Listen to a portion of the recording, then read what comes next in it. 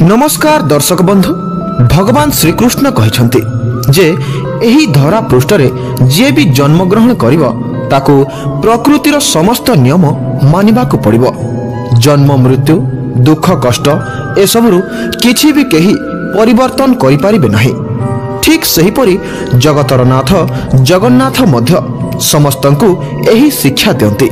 तांकु मध्य 15 दिन जाए ज्वर हुए, डाक्तर आसंती एवं सही समय महाप्रभु 56 भोग को छाड़ी वैद्यंक परामर्श क्रमे औषध सेवन करिथांते। किंतु जगन्नाथंकु ज्वर हुए काहेकि? एही समय मंदिर काहेकि बंद रहे? कौन सतरे जगन्नाथ भक्तंक पई किछि भी करि पारंती? आसंतु जानिबा संपूर्ण सत्यतार कहानी।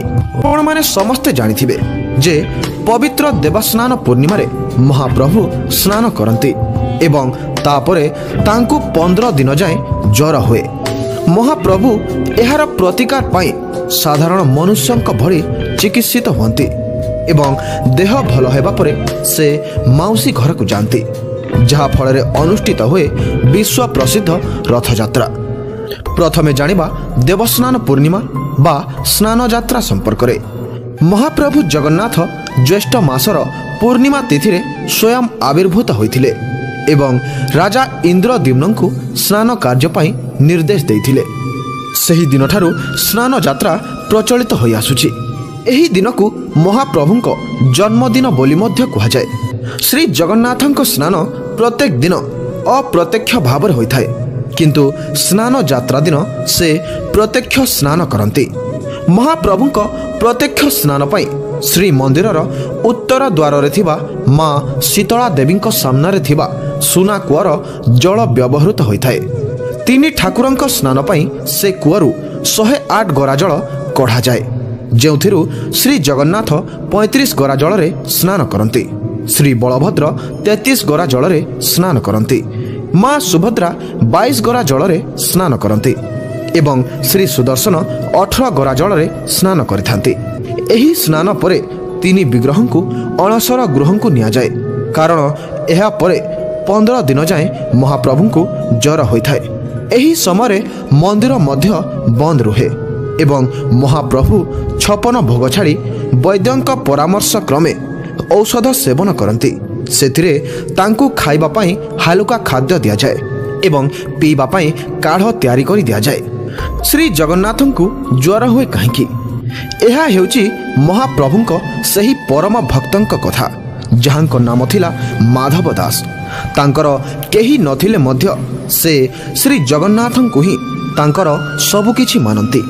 से प्रतिदिन श्री जगन्नाथंक पूजार्चना करंती एवं सबुबेले तांकर भजन कीर्तन करंती। दिनकर कथा, तांकर देह असुस्थ हेबाकु लागिला। धीरे धीरे से आहुरी दुर्बल हेबाकु लागिले। से बिछणारु मध्य उठी पारिले नाही, जेहेतु तांकर केही भी नथिले। अन्य लोक माने तांकर सहाय्य पाई आसंती, किंतु माधव दास कहंती मोर काहारी सहाय्य दरकार नाही, सबु किछि से जगन्नाथंक हातरे, से ही मते सहाय्य करिवे। धीरे धीरे तांकर अवस्था आहुरी जटिल हेबाकु लागिला। से तांकर लुगा पटारे मलमूत्र त्याग करिबाकु लागिले। फलरे महाप्रभु जगन्नाथ माधव दासंक एमिति अवस्था देखि पारिले नाही एवं से निजे तांकरी सेवा करिबाकु चलीगले। महाप्रभु माधवंक समस्त सेवा करुथांती। किछि दिन परे माधव दास भल हेबाकु लागिले। से जेतेबेले तांकर चेता फेरि पाइले, महाप्रभुंकु तांकर सेवा करुथिबार देखिले एवं से जगन्नाथंकु चिन्हि पारिले।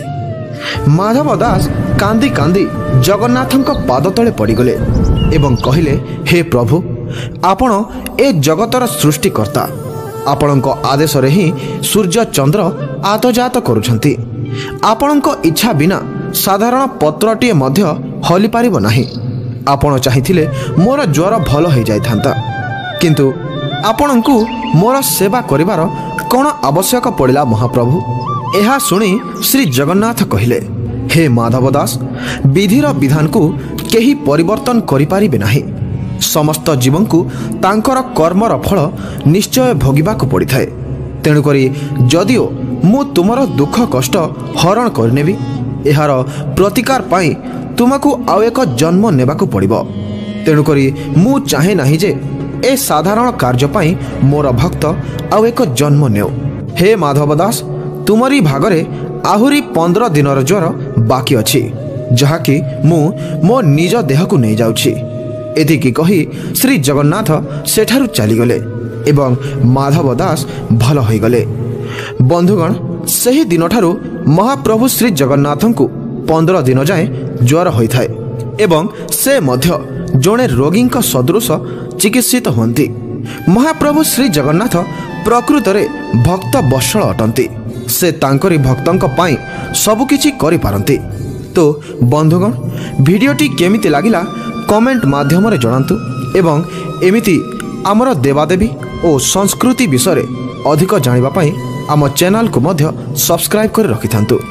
ଭିଡ଼ିଓକୁ ଶେଷ ଯାଏଁ ଦେଖିଥିବାରୁ ଅଶେଷ ଅଶେଷ ଧନ୍ୟବାଦ।